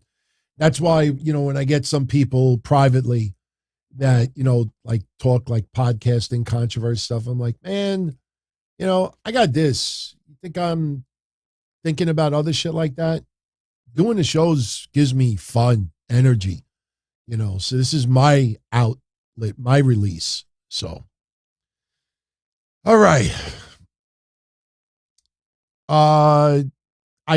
Butch Scrappy Doo. No, it's old school, early 1900s gang fights. Butch is a little bit stupid. He's almost like a mute, and he's got to be held back because it's a little comedic, but it is getting a little bit played. I guarantee you within a couple of months, we will not see Butch to that extent doing what he's doing right now. It is a little corny. I want to see him have a little momentum. I like the group. I actually like Sheamus, Ridge Holland, and Butch. I have no problem with Butch. Just that uncontrollable, like, where did he go? It's a little goofy. Why does nobody bring up that SmackDown has always been PG and better than Raw at times when Raw is, well, because nobody asks. You say, why does no one bring up that SmackDown has always been PG and better than Raw at times when Raw was still TV 14? Well, what part of Raw is TV 14 are you referencing? Are you talking about middle 2000s? You're talking about, that's really the only era because they went PG. After that, you're talking about a very, very small part of SmackDown history. That's probably the reason why nobody brings it up. You actually dissect it and see you're talking about a very small amount of time. Rob is asking, will WWE break up Judgment Day sooner than later? I'm not going to consider their demise yet. They've only started. But, man, what an awful 3 weeks since the beatdown to Edge. Sure, look, it's unfortunate Rhea Ripley cannot compete at Money in the Bank. But when I saw that Finn and Damian Priest were on the main event tonight, look, it's a nice, fun main event, them taking on the Mysterios, but I'm like, wait a minute. They're not involved with Money in the Bank, it seems. And maybe they're holding it off for SummerSlam. Edge is going to return. Who does he align with? We'll probably have a vignette or maybe an interview with Edge at his home, and he doesn't know what his future is going to be, that he abandoned everybody, and he's a man on a desert island by himself. So that's got to develop a little bit. But, man, what a crappy 3 weeks. All we see of Judgment Day the last 3 weeks are highlights of the Edge beatdown. So they got to do something soon. Who comes back first, Cody or Randy Orton? Randy Orton. Randy Orton. I brought this up to somebody yesterday. You got to use a little common sense, and it makes it a little bit easier to think about. If Randy Orton truly was going to be out for the rest of the year, next year, possibly retired, this and that, he had to get surgery, or there was something seriously wrong with him, just to intensify the current storyline with Riddle. You don't think we would have seen some footage? Randy Orton going to a doctor, Randy Orton getting an MRI, Randy Orton undergoing the knife. We don't see nothing whatsoever. All we see is what Riddle is telling us. After a week or two, you start asking yourself, why is WWE not even showing anything to back this up? It would intensify and legitimize the storyline. That's why I think something is up. I honestly think something is up. And look, I'm not bragging, but if you follow this show for years and years and years, you know that my hunches usually are right on point. So, I don't really care about the January 6th stuff. It was fucked up, and everybody who was involved definitely needs to be held accountable. It's a dark day in our history. I hope it never happens again. I don't care who is president. I don't care who's not president. It's just something that shouldn't have happened, period. You know what's wild looking back on it? January 6th is my dad's birthday. And on January 6th, Judge Janine Pirro, for those who know who she is, she sent a happy birthday to my dad. I was going to order a Cameo, and when I sent her a message and said that my father met her a few times and this and that, and I said a little bit of history, she's like, oh, this one's on me, because my father had the heart surgery. She didn't accept any money. She did it for nothing.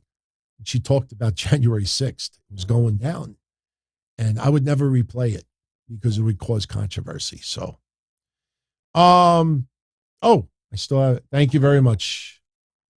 Nothing against, this, but I didn't realize I had the Roman Vince on the screen. So sorry about that. All right.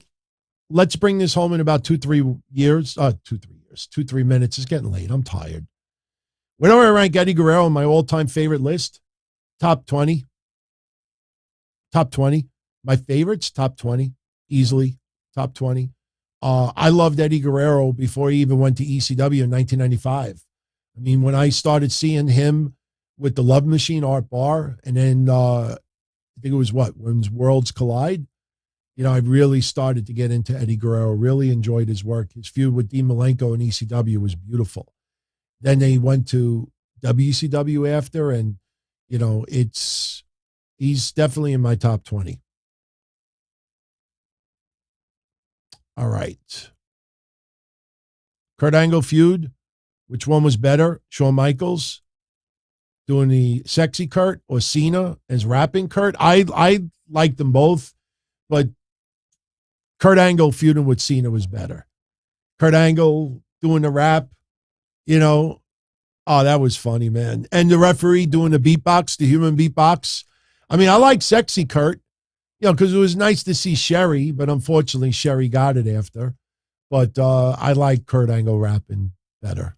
So if they were both awesome, though. All right. James is asking, will I ever answer one of his questions? I don't see any of your questions. I see him calling someone a clown. I don't see any questions. I don't. I'm serious. I'm being honest. I don't want to wrap it up with that, but James, ask a question before we go. I'll give it to James. James is a longtime supporter of the show. Not ignoring him. 9/11 did not affect the Attitude Era. If anything, it sparked Muhammad Hassan and some other controversy afterwards. So, repost your question. I don't see any question there. Maybe he just wanted a shout out. He was calling Ruby Soho a clown. She's not a clown. I mean, AEW's obviously misused her. They've misused a lot of women in that company. She's not damaged goods. The problem is AEW thinks because she beat 134 people on Dark and Elevation that you could put a bottom graphic that she's 134-5. And I'm exaggerating, but just because I see that number, I'm like, oh, she should have the title. It's how you perceived on TV. I think AEW forgets. We know this is sports entertainment. We know that MJF, and I'm sorry for bringing it up again, when he was feuding with Jericho, they're hanging out in the back, chatting it up. We know these wrestlers are friends, most of them on the outside. So if we believe that what we're watching is entertainment, you put on the screen 192-3 or 41-4, we're not going to be like, oh, she got 41 wins. No, it's perception. It's perception. We don't look at numbers and immediately think like, oh, that's a main eventer. It's how to use them. Can I do autographs? Sure, I can. Email me, dontony@dontony.com. I could send one, sure. Has anyone ever won a prize that lived a couple of blocks away that I walked over and delivered it? I actually had 2 people over the years pick him up from my office. One guy lived in Brooklyn. One guy lived in Ozone Park. One of them showed up unannounced. And I was like, all right, just have a seat over there and let me put the box together. And I put it together. But they were both really, really cool. I'll be straight out honest. I don't like surprise visits in my office because that's my office work and my customers. It's very serious stuff that I do. And although I like socializing, usually things during the day get very, very crazy. And I would feel awful to somebody because, believe me, some people have offered to make a trip from long ways away. And I told them every time, like, look, please don't, because I'm going to feel awful if you make this trip all the way here and I don't have time to hang out with you because I got 4 customers waiting in my office. So save me postage, though. I have not been at the 9/11 site. No, not. Nope. Just bad vibes, bad memories. Would not go there. Should WWE change Omos's finisher because he doesn't even know how to do it right? Yeah, I've thought about that. I would prefer that he get better at it, but man, I mean, just picture during the day. Picture the performance center. I mean, I feel bad for the students that would have to keep taking it over and over again. But, you know, they got to have mannequins or something. Here, Omos, do it 500 times in the middle of the ring. Are you fucking stupid? You know, like, by now, he should be better at it. If he doesn't get better soon, I would say change it. And do you notice all these big men, they all use the head, squeezing the head thing? Now Satnam Singh is doing it. I tell you, Satnam Singh, I really cannot complain. Just that crossbody that he did was kind of funny because he's so big. He only got like 6 inches off the ground. That's like if you like did a crossbody into a pool, there's a good chance that your head is going to hit the edge of the pool. Like there's no lift whatsoever. I don't think Stephanie McMahon will appear related to this Vince stuff. No, not at all. Would make no sense. Understand something, and we said this last week, Vince is not going to come on TV and answer these allegations. Why would you do that? Why would you do that to casual wrestling fans? You know, there were people actually reporting that idiot from ESPN last week. Oh, Mr. McMahon's going to appear on SmackDown and he's going to answer the allegations. Says who? Who the fuck actually thought that Vince McMahon was, or Mr. McMahon was going to show up on SmackDown and actually address those charges? You know, there's something that cops tell people what you say should be or can be and will be. No, what you say can be and will be used against you. What's Vince going to say? I slept with her and I did it all night long. Like the DX thing. Remember the DX, the Shawn Michaels? I admit it. I slept with that intern. In fact, I did it all night long. Like, what do you expect Vince McMahon to do? If he denies it, everybody's going to be like, you fucking lied. And if he lied, he's even in more trouble. If he says he did it, then he admitted it, and he's in more trouble. So what do you say? What could you say? That's why, like I said, use common sense. When people say, oh, he's going to address the how? What can he say? If he admits it, he's in trouble. If he denies it and it's found out that he did it, he's in trouble. People online, man, they're stupid. They're stupid, or they just want to clickbait everybody, man. This ain't brain surgery. All right, we end up going longer. We're an hour and 54.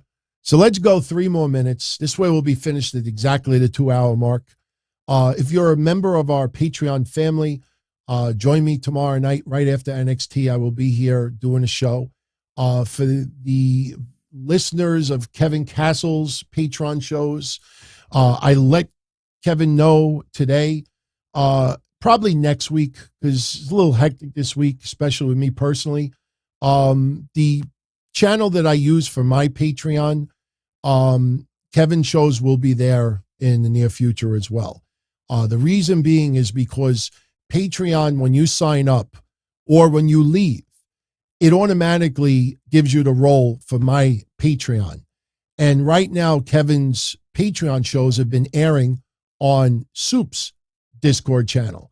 And I used to be part of that Discord channel, but obviously I'm not anymore. And Mish has removed all of my powers. So I can't even moderate the chat for my own Patreon Discord content. So it's going to be moving to the channel that the Patreon is associated with.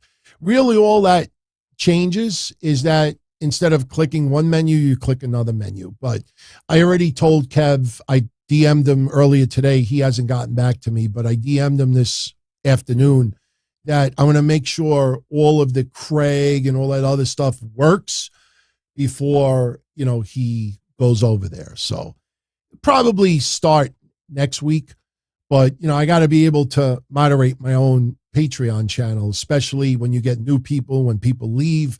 Some people, try to sabotage the channel. I got to be able to, handle my own business. So James Pasco, welcome to La Nostra Familia, my friend. I joked to him early and he joined the family. Everybody should be like that. James, welcome back. What wrestler's death was the most emotional for me? Chris Candido. Because I became friendly with the man. I still remember that day. I remember the weather. I remember what I was wearing, where I was driving. Still remember the masked maniac calling me up, hysterically crying. I drove all the way to Jersey for the funeral with Georgie Ann Macropolis, God rest his soul. There was a lot of deaths that really hit me. Eddie Guerrero's was horrible. Owen Hart was horrible. Brian Pillman, Bam Bam Bigelow. There's quite a few over the years.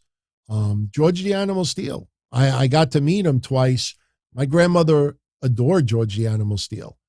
There's been many. I mean, Daphne's has got to be right up there with Chris Candido because I was friends with Daphne for over 20 years. I mean, that was horrible because I did the show that night. It was going down in real time. And just to show you, like, I still have on my counter, I still have tons of stuff from her. And, I just never put it away. I have all those cards and letters and a lot of private conversations. We talked very, very, let me tell you something. I was going to reach out to April Hunter. She happens to hear this because I know she was talking about something with Raven and somebody had mentioned Daphne about a horrible experience that she had with Raven. And April Hunter, I think always wanted to know that story. I was there. And, but I'm not one to like rat or kiss and tell or anything like that. But, I know that was something that she really wanted to know what transpired. I don't want to make any accusation. I'm not trying to say anything like that, but, that was just awful. It was just awful. And it really bothers me that, nobody could just convince her one more time, don't do it. That's rough. And that's why if you see the plate, the Daphne plate in the background, it'll always stay there. It'll always stay there. So Daphne was such a wonderful person, man. Wonderful person. Yeah, it was surreal. It was surreal. I still, and I've told you this before, I still have some animosity towards a few people in the journalistic world out there because as this was all going down, I've told this before, and I have the DMs to back it up. They were all like, if anybody has their phone number, this and that. And I found 2 phone numbers. They were both good. I don't know which one was her cell number, but, I kept in contact with her. I didn't talk to her for about 6 months before this, but I still had an address and I still had a phone number. And when they were like, if anybody knows this, and I DM'd 6 different people and I put them all in one conversation. I'm like, look, I have a number. I have an address. I just checked the number. It's still good. The address still points to her, but I don't want to just put it out there, DM me back or email me and I'll give you the info. And of those 6 people, only one person ever responded back to me. That person responded back to me a day later and like, look, I'm sorry, I didn't see your message until later on. They were flooded with hundreds of messages, which I totally understand. 5 of those 6 people have never to this day ever responded. And I just thought, man, wow, did they put that all out there publicly just to make themselves look good? Or I don't know. Or am I that much of an asshole that they didn't even want my information. How weird and fucked up is that? So that's something that I'll never understand. I'll never understand that. Even if I'm the biggest asshole in their eyes, if I tell you, look, I think I got her number, it still works, it's going to her voicemail, and you don't respond to me, why? Because you think down the line, hey, I got to give props to DT, he's the one that had her number, or we tried this and that. I'm like, wow, that just left me with a really weird feeling. Not everybody online is as good of people. And I want to make this clear. The people I DM'd, I never ever did a show with. So I don't want anybody to start thinking, oh, I'm talking about, no. Anybody from my past didn't do anything wrong. So Daphne and Chris Candido, probably the top two for me. The Eddie Guerrero, sure, the tribute brings me to tears. The Owen Hart tribute brings me to tears. All right. With that said, let's get out of here. It's getting a little bit late. We are at 1:08 a.m. I still got some work to do over here. Don't forget, if you're not aware already, Pro Wrestling TV.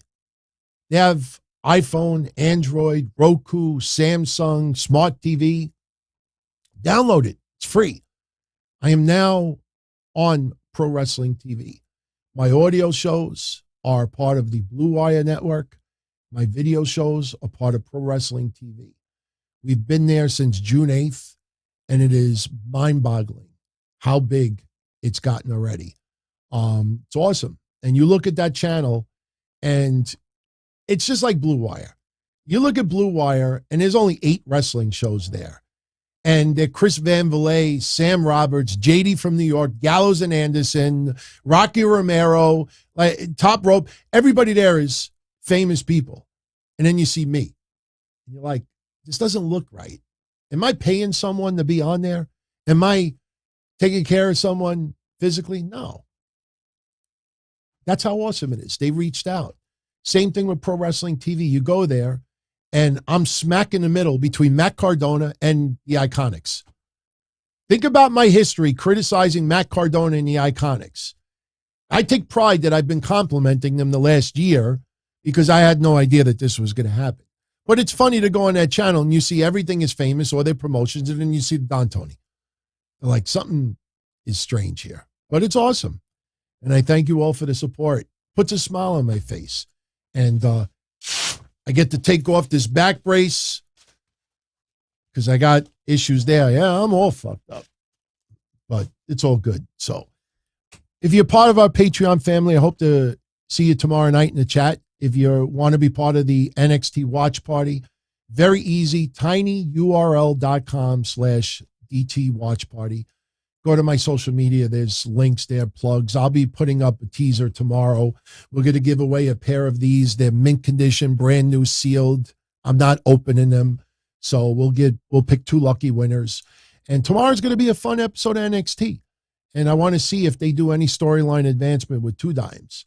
So, and look, even if you're not interested in the prizes, I promise you, we have so much fun during these watch parties, and we have some great conversation. I know there's a few people that feel like they're too cool for school, but trust me, everybody is just having a good time.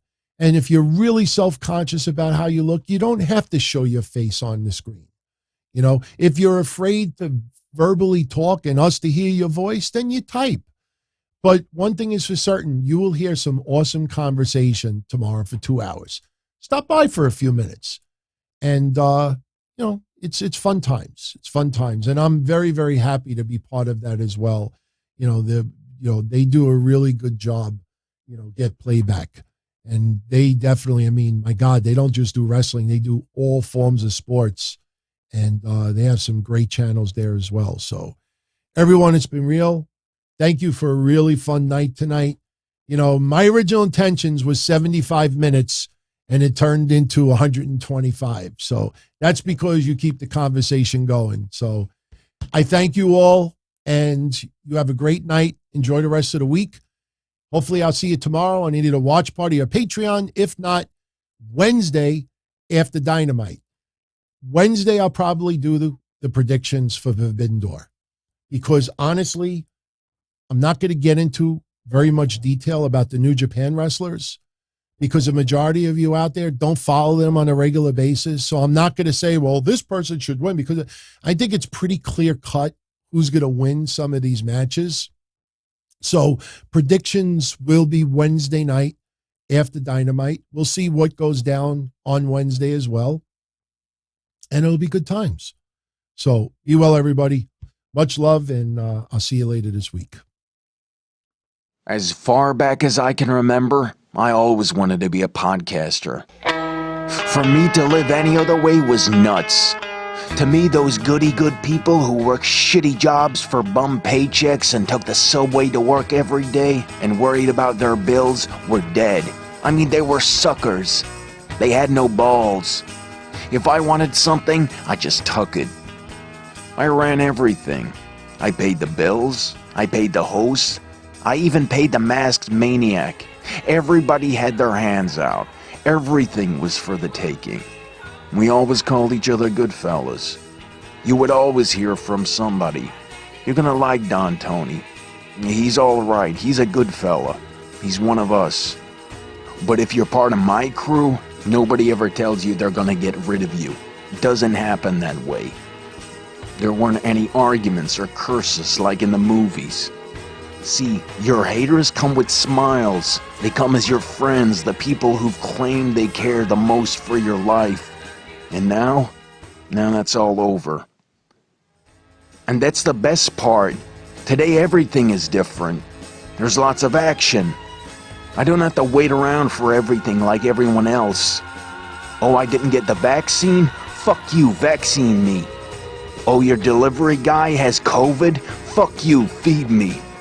Right after I moved here, I ordered egg noodles and ketchup, and I got spaghetti with meat sauce.